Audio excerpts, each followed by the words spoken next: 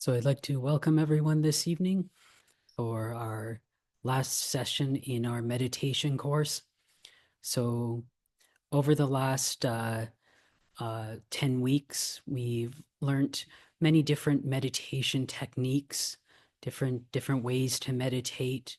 We've also learned different ways to deal with difficulties in our meditation, overcoming the hindrances to our meditation, and how to turn this meditation into a whole life, a holistic practice. So, today, what we're going to learn is how to take what we've learned and really reach success with it. So, it's very easy to learn something, to learn these different skills, learn the theory of it, but to really stick to it and really meet success with it is a different thing. So the Buddha taught us how to do this. He taught us these things called the Four Iddhipadas. So they get translated in many different ways. Sometimes the paths to success, the roads to success. Sometimes they're called the bases of power. We can just use the paths to success or the ways to success. And um, and we generally want to apply these to our Dhamma practice, to our meditation, but we can actually apply these principles that the Buddha taught to anything in life, any type of goal we want to achieve or skill we want to develop. We can use these Iddhipadas as a way for us to uh, reach success in them. You could say it's almost like the Buddha's version of the 7 habits of highly effective people, but there's only 4 of them, so it's a little easier. So I was first taught these Iddhipadas when I was a Pacau. So I was just starting off at Wat Pananachat, and it was this one Australian Ajahn taught them to us, and he had gone to stay at this one monastery in Thailand where the Iddhipadas were a really important part of the practice there. And the teacher there really emphasized these and really encouraged the monks to focus on them. So what they did was they'd actually learn them as a bit of a chant. So the 4 of them are Chanda, Virya, Chitta, Vimamsa. So they'd go Chanda, Virya, Chitta, Vimamsa, and just repeat them to refresh them and keep them in their mind. So Chanda is a desire. This is like our wholesome desire, our wanting, our enthusiasm to achieve our goal. Virya is the effort we have to put in to achieve our goal. Chitta, which means, usually means mind, but in this context means our singleness of mind on our goal, or being able to keep our mind on the goal. And then the fourth one, Vimamsa. So this is the wisdom aspect of it. This is our ability to um, analyze and reflect on what we've done and see what works and what doesn't work. So the first one, Chanda, this is our, like I said, our desire, this wholesome desire, this wanting, this determination, this enthusiasm to achieve our goal, to get what we want. And so, if you want something and you want to achieve something, it's always much easier to actually achieve it if you want it. And so, a lot of times we think that this enthusiasm, especially in context of practice, that this enthusiasm or this inspiration to practice should just be there. But that's not actually the case. It's actually a skill we have to develop. So when I was a novice at Wat Pananachat, I just finished my first rains retreat as a novice. And Lumpur Pasano, who's a very senior monk, actually from Manitoba, and he came to visit. And I went over to his kuti, his dwelling, to chat with him. And I was telling him, I was having difficulties feeling inspired, difficulties feeling inspired to practice. And he said to me, well, inspiration is a skill. And this, actually really affected me, really hit me, because I always thought, I should just be inspired. I'm living in a monastery surrounded by monks practicing. I'm living, in Thailand in the forest, and it should just be inspiring. But actually, inspiration is a skill. So we have to learn how to bring up that inspiration, or hear how to bring up that desire, how to bring up that enthusiasm to reach our goal. So one of the ways we can do this is through reflection. So through using our thinking mind and reflecting on different things, and this can bring up this enthusiasm. So one of the things, we can try reflecting on is just, the Buddha, and thinking about the Buddha, about his life, about the way he practiced in his life, and what he achieved in his practice.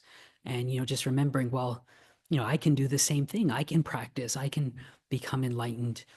Or we could try reflecting on the Dhamma. So just the teachings of the Buddha. So, a lot of times, when we read these teachings, these different, or read about meditation, about Dhamma in general, it can really inspire us. You were just reading about it. It kind of gets our mind back in the game. Or we can also try reflecting on the Sangha. So, we can reflect on some of the disciples of the Buddha. We have a lot of in the suttas, we have a lot of their teachings. We have a lot of their biographies in the suttas. Or we can also, when reflecting on the Sangha, we can reflect on the more modern teachers. A lot of times it can be easier with that because, um, in the suttas, it can seem, so far in the past, so abstract, these people. But whereas the more modern ones, we have pictures of them, we have videos of them, we can listen to recordings of their talks, and we can listen to their Dhamma. And so, a lot of times we can connect better to that. And, we can read about their life, about their way of practice. And this can really inspire us. Sometimes there's you read these books of these different monks or these different teachers talking about their practice, and you're just like, oh, that's great. I just want to go do the same thing. I just want to go do some walking meditation or some sitting meditation. So we can use this as a way to bring up that desire to reach our goal, desire to develop our meditation. Or we can also reflect on old age, sickness, and death.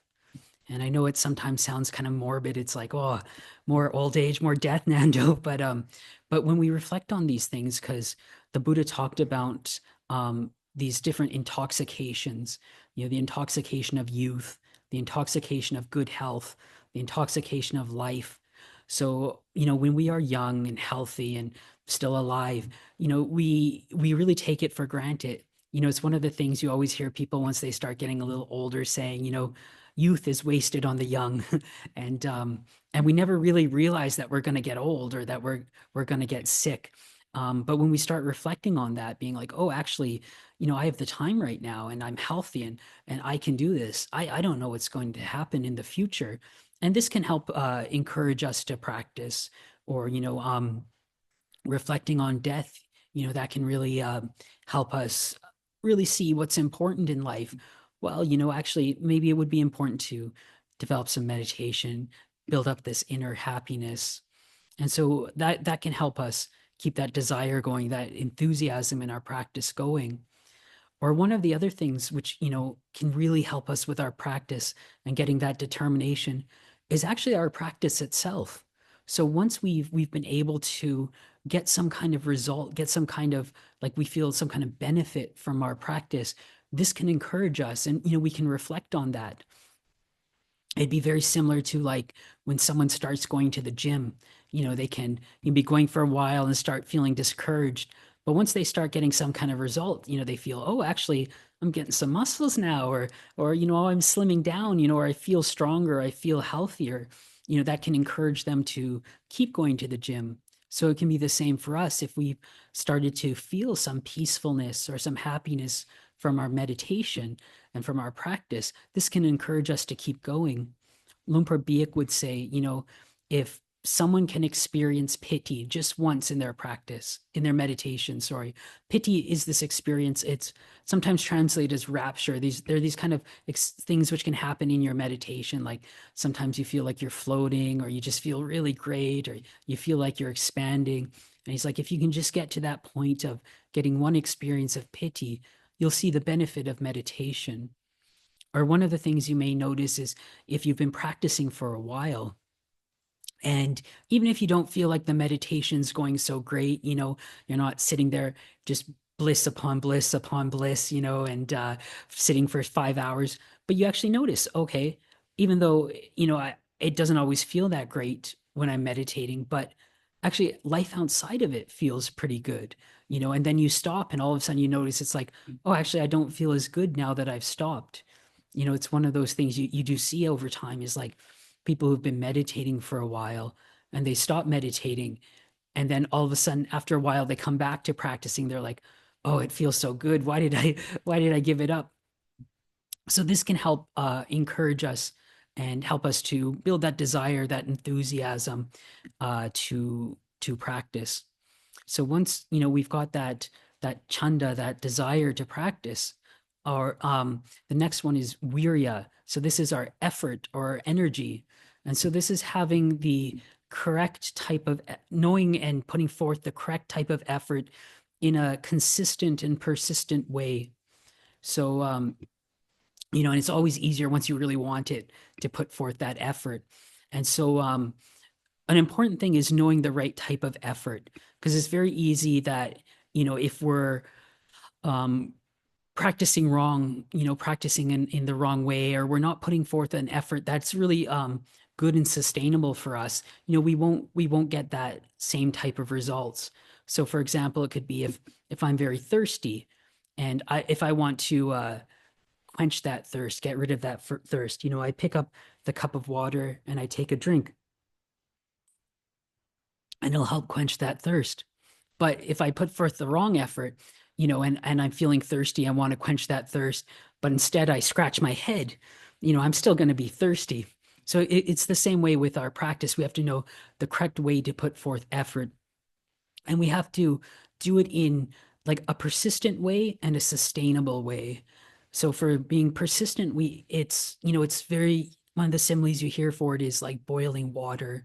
If you're trying to boil water, you have to hold it over a flame or a heat source for a period of time until it boils.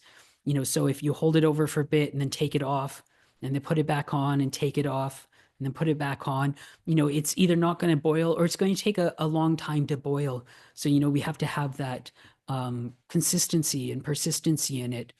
But we also have to be really aware of how much effort to put forth, because it's very easy to just go be really inspired, really want it, and just go 110% right in the beginning, and then just burn yourself out. And so, it's one of the things you always hear. Practice is a marathon, not a sprint. So you've got to do it in a way that is sustainable for you. And it's the same. I remember back when I was a layman, I was very much into fitness and exercise, and I remember that in January and February, the TV was full of TV programs on exercise and weight loss and all that kind of stuff. And then by mid-March, it was all off the TV because everyone went for that initial, was really into it, New Year's resolution. But then by mid-March, most people had dropped off from it. So we've got to just learn how to put forth this effort consistently and put in the effort. And then the third factor of this is what's called chitta. So chitta usually translates as mind, but in this context, it's about keeping our mind on the goal, like having this one pointedness of mind on our goal. And that doesn't mean that every second of our life has to be just focused on that. And we can't have anything in our lives outside of the meditation, but it's keeping that goal in mind, keeping us with that. So I remember when I was a swimmer, uh, if it was really encouraged to keep your head still and straight when you're swimming, because if it's bobbing back and forth through the water, your body's going to follow that. And you'll be going back and forth and not going nearly as fast. And so it's the same thing. If we have a goal, it's very easy for us to be into it for a while and then kind of uh, forget about it, or kind of lose interest, the interest wanes and we go into something else, or so if we want to keep it, we've got to just learn to keep our mind on it and keep our mind keep the mind in the game, keep our mind on our goal. And the fourth and final factor in these is what's called vimamsa. So vimamsa, this is kind of the wisdom aspect of these four. And this is this ability for us to look on what we've been doing and being able to analyze it and see and reflect on it and see what works and what doesn't work. And this is going to help support, our other factors very much. What kind of effort works, what kind of effort doesn't work, what encourages me, what and gives rise to this desire, what doesn't do it. So it's this constant like reflecting and learning from what we've been doing. So if we do something wrong, we can look at it and be like, okay, that doesn't work right now. Or we do something right and okay, that works. Let's try to do it again. So one of the examples I like to give was a number of years ago, I was helping this other monk build a hut, build a dwelling. We call them kutis, and I'm not very good at building, don't have much experience out of that. And but this other monk, he was quite good at building and quite skilled, knew how to use all the tools and stuff. So, I was helping him out, and I was had a drill and I was trying to put screws into this kuti, and they just wouldn't go in. The drill's spinning, it should be going in, it should be working, and they're just not going in. So I call this monk over and I'm like, "Oh, Ajahn, this I can't get this drill to work. I don't know what's going wrong." He comes and looks at it and he goes, "Oh, you've got it in reverse. You've got it set to pull screws out of the building." And it's, okay, so he shows me how to put it in the right way, and I start putting them in. And then the next day, we're doing it again, and again the screws don't go in. And so now I know to check. Okay, it's not working, so let's check to see if it's in reverse. And yeah, of course it's in reverse again. So I put it right, and then I can put the screws in. And then the next day, I know to check even before I use it to make sure it's not in reverse. It's in the right way for the screws to be going in. And I'm probably being a little generous with myself saying it was just one day between each of these. So it may have taken a little longer to learn that. But this is just an example of using that vimamsa, using that ability to reflect on what we've done, to learn from what we've done. And so when we really start developing all four of these iddhipadas, these roads to success, these ways to success, they're really going to start feeding into each other and helping each other out. So when you have, a lot of the chanda, a lot of the desire, it's going to be very easy to put forth effort. When we have the good reflection, the vimamsa, it's going to be, again, easier to put forth effort, easier to bring up desire, easier for us to keep our minds on the goal. We can see, okay, well, I know this distracts me from my goal. This distracts me from my practice. So it might be like, okay, I know, I want to meditate. Say, for example, I want to meditate every evening. I know, I know that I've got to put my phone somewhere else. Otherwise, I'll start reaching for my phone or make sure that the TV's off, go in a different room. So we just learn these things. And as we keep working towards them and working these will help us reach success in our practice, take all the things we've learned in our practice and put them into like a practical way and meet success in our practice. So I'd like to offer this as a reflection for everyone this evening and hope everyone's success in their practice.